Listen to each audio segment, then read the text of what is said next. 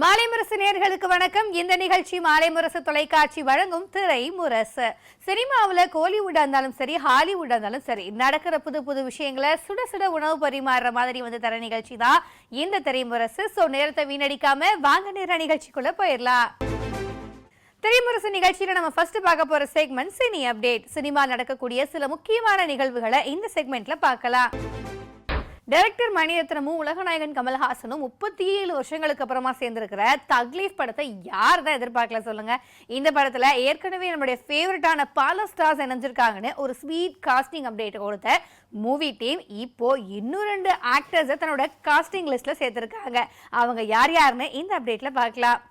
நாயகன் படத்துல இணைஞ்ச மணிரத்னம் கமல்ஹாசன் கூட்டணி 37 வருஷத்துக்கு அப்புறமா மறுபடியும் தக் லைஃப் அப்படின்ற படத்துல இணைஞ்சிருக்காங்க. ரோஜா படத்துல இருந்து மணிரத்னத்தோட ஆஸ்தான மியூசிக் டைரக்டரா இருக்கக்கூடிய ஏஆர் ரஹ்மான் தான் இந்த படத்துக்கும் இசையமைக்கிறாரு. உலகநாயகன் கமலஹாசனோட ராஜ்கமல் பிலிம்ஸ் மற்றும் டைரக்டர் மணிரத்னத்தோட மெட்ராஸ் டாக்கீஸ் நிறுவனம் இணைந்து தயாரிக்கிற இந்த படத்தோட அனௌன்ஸ்மெண்ட் வீடியோ நடிகர் கமல்ஹாசனோட பர்த்டேவை முன்னிட்டு வெளியாகி நல்ல வரவேற்பை பெற்றுச்சு. இந்தியன் 2 படத்துக்கு அப்புறமா நடிகர் கமல் தக் லைஃப் படத்து மேலதான் முழு கவனத்தையும் செலுத்திட்டு இருக்காரு. இந்த படத்தோட ஷூட்டிங்கும் கூட சீக்கிரமாவே ஸ்டார்ட் ஆக இருக்குங்க. இந்த படத்துல ஏற்கனவே த்ரிஷா, ஜெயம் ரவி, துல்கர் சல்மான் இவங்க எல்லாரும் நடிக்க இருக்கிறதா அபிஷியல் அனௌன்ஸ்மெண்ட் வந்த நிலையில இப்போ இந்த படத்துல புதிதா 2 நடிகர்கள் இணைஞ்சிருக்காங்க. அது யாருன்னா நடிகர் கௌதம் கார்த்திக் அண்ட் நடிகர் ஜோஜோ ஜார்ஜ். இவங்க 2 பேரும் தான் புதுசா இணைஞ்சிருக்கிறதா படக்குழு அப்டேட் வெளியிட்டு இருக்காங்க. இதுல த்ரிஷா, ஜெயம் ரவி, துல்கர் சல்மான், கௌதம் கார்த்திக் இவங்க எல்லாருமே ஏற்கனவே மணிரத்னம் டைரக்ஷன்ல நடிச்சவங்க. இந்த நிலையில ஜோஜோ ஜார்ஜ் முதல் முறையா மணிரத்னம் டைரக்ஷன்ல நடிக்க இருக்காருன்றது குறிப்பிடத்தக்க ஒண்ணா பார்க்கப்படுது. கிட்டத்தட்ட 2 வருஷமா ஒரு படத்துக்காக தவமா உழைச்சிருக்காரு நடிகர் சூர்யா. எஸ், கங்குவா படத்தை பத்தி தான் பேசிக்கிட்டு இருக்கேன். இந்த படத்தை பேன் இந்தியா படம்னு சொல்றதா, பேன் வேர்ல்ட் படம் அப்படின்னு சொல்றதான்னு தெரிலங்க. ஏன்னா இந்த படம் வெறும் 5 மொழி 6 மொழி இல்லைங்க, உலகம் முழுக்க 10 மொழிகள்ல ரிலீஸ் ஆக இருக்கு. 3D முறையில வேற வரப்போகுது அப்படிங்கிறதுனால எதிர்பார்ப்புக்கு பஞ்சமே இல்லை. இப்போ அந்த படத்துல இருந்து வந்திருக்கிற ஒரு அப்டேட் என்னன்னு பார்க்கலாம். சூர்யா நடிப்புல ரிலீஸ்க்கு ரெடி ஆகிட்டு வர படம் கங்குவா. இந்த படத்துல இருந்து வந்திருக்க லேட்டஸ்ட் அப்டேட் என்னன்னா நடிகர் சூர்யா தனக்கான ஷூட்டை நடிச்சு முடிச்சிட்டாருன்றது தான். நடிகர் சூர்யா நடிப்புல கடைசியா 2022ல எதற்கும் துணிந்தவன் படம் வெளியாச்சு. இதுக்கப்புறமா சிறுத்தை சிவா இயக்கத்துல கங்குவா படத்துல இணைஞ்சு நடிச்சிட்டு வந்த சூர்யாவுக்கு கடந்த வருஷம் முழுக்க ஒரு படம் கூட வராத அளவுக்கு முழு வீச்சா இந்த படத்துல கவனம் செலுத்திட்டு வந்தாரு. பீரியாடிக் டிராமாவா மட்டும் இல்லாம சமகாலத்து காட்சிகளும் இடம்பெற்றிருக்க இந்த படத்துல சூர்யா கூட சேர்ந்து பாலிவுட் நடிகை திஷா பத்தானி, யோகி பாபு, கோவை சரளா, ஆனந்த் ராஜ் உள்ளிட்ட பலர் நடிச்சிருக்காங்க. அனிமல் படத்துல வில்லனா நடிச்ச பாபி தியோஸ் தான் இந்த படத்துலயும் வில்லனா நடிச்சிருக்காரு. நடிகர் நட்டி நட்ராஜ் கூட வில்லன் ரோல் பண்ணிருக்காருங்க. இசையமைப்பாளர் தேவிஸ்ரீ பிரசாத் இசையில உருவாக்குற இந்த படம் 3D முறையில தமிழ், தெலுங்கு, மலையாளம், கன்னடம் மட்டும் இல்லாம மொத்தமா 10 லாங்குவேஜஸ்ல வெளியாக இருக்கு. சமீபத்துல இந்த படத்தோட ஷூட்டிங் ஸ்பாட்ல ஒரு ட்ரோன் கேமரா வேகமா மோதி நடிகர் சூர்யாவுக்கு தலையில காயம் ஏற்பட்டிருந்துச்சு. காயம் காரணமா ஓய்வெடுத்துட்டு இருந்ததை தொடர்ந்து இந்த படத்தோட ஷூட்டிங்ல மறுபடியும் சூர்யா கலந்துக்கிட்டு விறுவிறுப்பா ஷூட்டிங் நடந்து வந்துச்சு.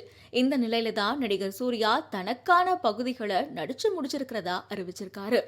இத பத்தி தன்னுடைய சோஷியல் மீடியா பக்கத்துல போஸ்ட் பண்ணிருக்க சூர்யா, கங்குவா படத்துல என்னோட லாஸ்ட் ஷாட்டை எடுத்து முடிச்சிட்டதாவும் மொத்த யூனிட்டும் பாசிட்டிவ் எண்ணத்தால நிறைஞ்சிருக்கிறதாவும் சொல்லியிருக்காரு.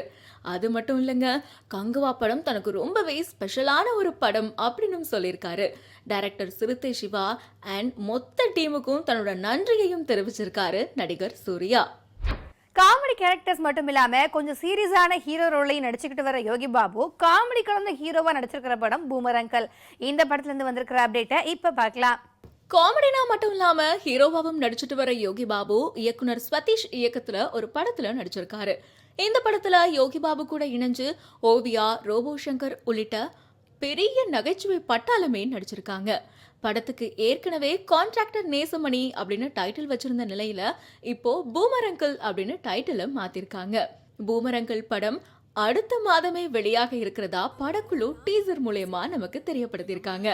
நம்ம நிகழ்ச்சியில நெக்ஸ்ட் பார்க்க போற செக்மெண்ட் சினி எக்ஸ்பிரஸ். RRR படத்தோட வேற லெவல் வெற்றிக்கு அப்புறமா இயக்குனர் ராஜமௌலி மகேஷ் பாபுவை வச்சு தன்னோட அடுத்த படத்தை எடுக்க இருக்காரு. இந்த படம் இந்தியானா ஜோன்ஸ் பாணியில ஆக்ஷன் அட்வென்ச்சர் படமா உருவாகிறதா சொல்லியிருக்காங்க. 3 பாகங்களா உருவாகிற இந்த படம் 1000 கோடி பட்ஜெட்ல தயாராக இருக்கு. இந்த நிலையில இந்த படத்தோட ஹீரோயின் பத்தின அப்டேட் தாங்க இப்ப வெளியாகி இருக்கு. அதுபடி இந்த படத்துல இந்தோனேஷிய நடிகையான செல்ஷி இஸ்லன் நடிக்க இருக்கிறதா தகவல் வெளியாகி இருக்கு. இவங்களோட சேர்ந்து நடிகை தீபிகா படுகோனும் ஒரு முக்கியமான கேரக்டர்ல நடிக்க இருக்கிறது குறிப்பிடத்தக்க ஒன்றாவும் பார்க்கப்படுது.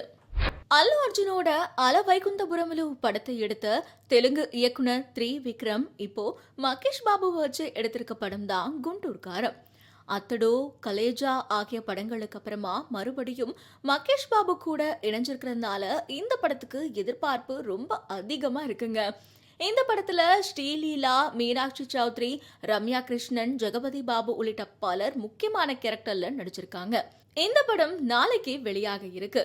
இந்த நிலையில சமீபத்துல இந்த படத்தினுடைய பாடல்கள் வெளியாகி சூப்பர் டூப்பர் ஹிட்டான நிலையில இப்போ இந்த படத்தினுடைய மேக்கிங் வீடியோ வெளியாகி இருக்கு. நம்ம நிகழ்ச்சியில நெக்ஸ்ட் பார்க்க போற செக்மெண்ட் சினி ஜங்ஷன். நடிகர் ஜெயாகாஷ் நடிச்சு உருவாகி இருக்கிற படம் மாமரம். இந்த படத்தோட ட்ரைலர் லான்ச் சமீபத்தில் நடந்திருக்கு. அதுல கலந்துகிட்ட படக்குழு படத்தை பத்தி ஷேர் பண்ணின விஷயங்களை பார்க்கலாம்.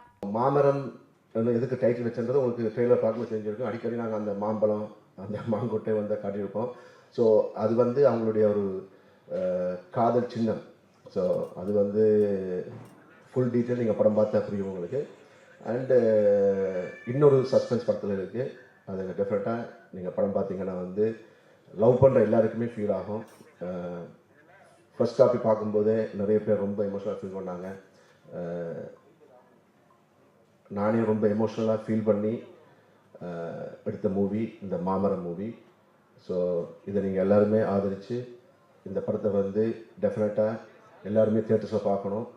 ஸோ நான் பண்ண படம் இது, நான் நிறைய படம் பண்ணியிருக்கேன். பட் இந்த படத்தை வந்து நான் பெருமையாக சொல்லுவேன், ரொம்ப நம்பிக்கையாக சொல்லுவேன்.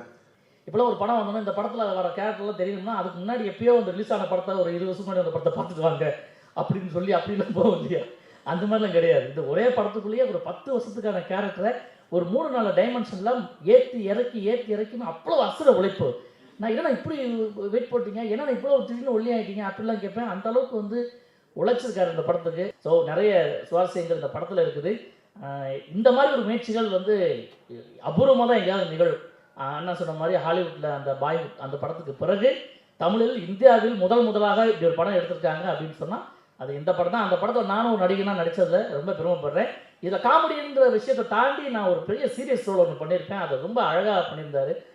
படம் பார்க்கும்போது எனக்கே என்னை பார்த்து அழுக வர அளவுக்கு இருக்குது. ஆனால் படம் பார்த்தா ரொம்ப இம்ப்ரெஸ் ஆகிடும். ஸோ இந்த போன்ற நிறைய முயற்சிகள் சினிமாவில் வரணும். அதுக்கு ஒரு முன்னுதாரணம் தான் எங்கள் ஜெயாகாஷன். இந்த மாமரம் மிகப்பெரிய மரமாக சினிமாவில் ஒரு அடையாளமாக இருக்கும் அப்படின்னு எல்லா இளைஞரும் வேண்டிக்கிறேன். நன்றி, வணக்கம். விடாமுயற்சியாக நீங்கள் எடுத்துக்கிறது இந்த முயற்சி வந்து ஒவ்வொரு அட்டம்ப்டும் அதுவும் ஒரே மாதிரி விஷயம் இல்லாமல் இது வந்து சிங்கிள் ஷாட் படம் பண்ணுறது இல்லை, இது வந்து டிலேடு ஃபில்ம் மேக்கிங் அப்படின்னு ஒரு லைஃப் டைம் ஃபில்ம் மேக்கிங்காக பண்ணுறது, இந்த மாதிரியான முயற்சிகள் நிறைய வச்சுருக்கீங்க. இது வந்து ரொம்ப ரொம்ப பாராட்டுக்குரியது. ஸோ அதனால் அது சிறுசாக இருக்குன்றது முக்கியம் இல்லை. அதாவது கடுகு சிறுசாக இருந்தாலும் காரம் பெருசு அப்படிம்பாங்க. நீங்கள் சின்னதாக பண்ணுறதுன்றது ஒரு சின்ன ஒரு டீம் ஆஃப் மக்களோட டெக்னீஷியன்ஸோட ஒர்க் பண்ணுறது முக்கியம் இல்லை. ஆனால் நான் மற்றவங்களோட வித்தியாசமாக பண்ணேன் அப்படிங்கிறது தான் முக்கியம். சில ஃபில்ம்ஸ் பார்த்தீங்கன்னா ஸ்டீரியோ டைப்பிக் ஃபில்ம்ஸாக இருக்கும். ஹீரோயின்னா அவங்களோட கேரக்டரைசேஷன் இப்படி தான் இருக்கும். ஹீரோனா ஓப்பனிங் ஒரு சாங்கு, அதுக்கப்புறம் ஒரு ஸ்டண்ட்டு, அதுக்கப்புறம் வில்லன் இன்ட்ரடக்ஷன், அப்புறம் ஹீரோயின், அப்புறம் கிளைமேக்ஸ் ஃபைட்டு. இந்த ஃபார்முலாலாம் இன்னும் பல படங்களில் மாறவே இல்லை. ஆனால் அப்படி இல்லாமல் நீங்கள் புதுசாக ஏதோ ட்ரை பண்ணுறீங்கன்றது எனக்கு ரொம்ப ரொம்ப பிடிச்சிருக்கு. வாய்ப்பளித்த அனைவருக்கும் நன்றி. இந்த டீமுக்கு வாழ்த்துக்கள். உங்களுக்கு சிறப்பான வாழ்த்துக்கள்னா தொடர்ந்து இந்த மாதிரி முயற்சிகள் பண்ணிகிட்டே இருங்க.